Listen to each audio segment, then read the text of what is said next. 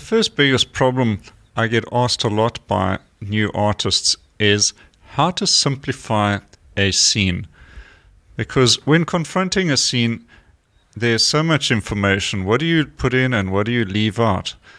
And the idea is to turn the complicated scene into a series of simple shapes. And there are a couple of important tips you can use. First of all, squint a bit, and secondly, using a no-tan painting. Now, the tools for a no-tan painting are quite simple: a little A5 sketchbook and a black wedge marker pen. But let's have a look at how I arrived at this study. Okay, I've got my white card. I'm going to mark out two small rectangles and show you how to do two no-tan studies.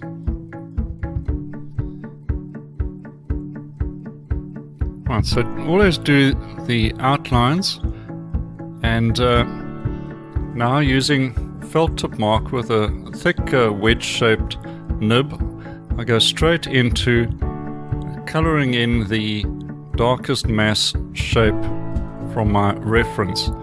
Don't outline it first, and don't leave gaps in that in the mass shape that you're coloring in.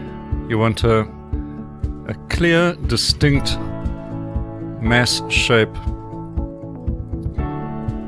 In this one, we're doing a no-tan from the trees, and I'll choose which shapes to leave out, which in my composition I'm not happy with including, but otherwise all the other darks will be the mass of trees and the bushes.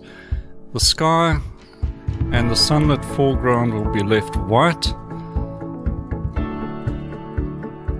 So all I want here is the dark mass colored in, and then I can transpose that onto my canvas and develop the shapes from there.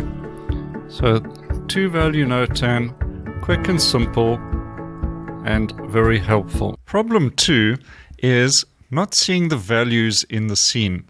Now, values are the light and dark shapes, and the degree of light and darkness is measured by using what we call the Munsell value scale, and here's the example of it.